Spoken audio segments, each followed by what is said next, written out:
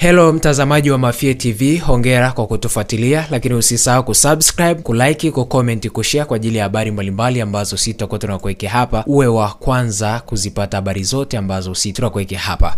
Bwana, wakati Young Africans ikijiandaa kumleta nchini beki wa kulia wa TP Mazembe na timu ya taifa ya Mauritania Ibrahim Keita, dili hilo limeanza kuingia gundu baada ya matajiri wa Tunisia kuingilia kati. Nyota huyo anayemaliza mkataba na TP Mazembe Juni 30, 2025 inaelezwa hivi karibuni atatua hapa nchini kwa ajili ya mazungumzo na Young Africans kuhusu maslahi binafsi, japo kitendo cha Esperance kujitokeza kumhitaji huenda ikatia doa ya dili hilo kukamilika kwa 100% kwa mchezaji huyu kwenda ndani ya kikosi cha Young Africans.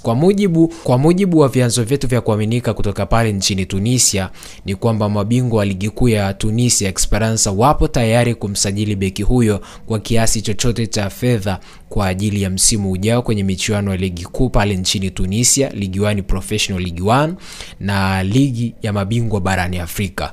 Mbali na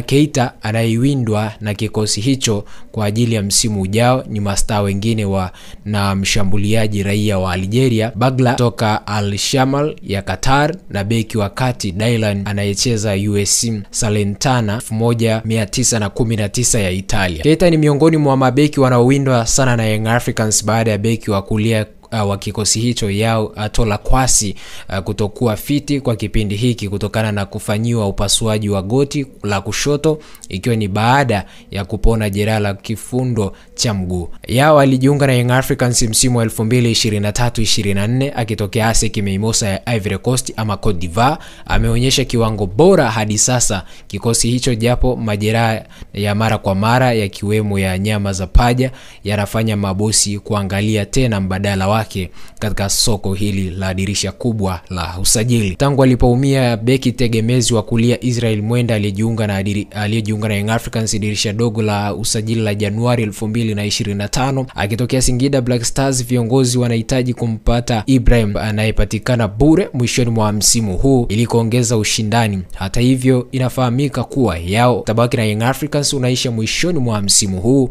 ingawa viongozi wa timu hiyo wapo tayari kumongezea mkataba wa mwaka mmoja zaidi, japo wajamtoa katika mfumo wa usajili ili kutoa nafasi kwa nyota wengine waliopo fiti. Usisahau kusubscribe, kulike, kucomment, kushare kwa ajili ya kuendelea kupata update mbalimbali ambazo sitakuwa hapa ndani ya Mafie TV.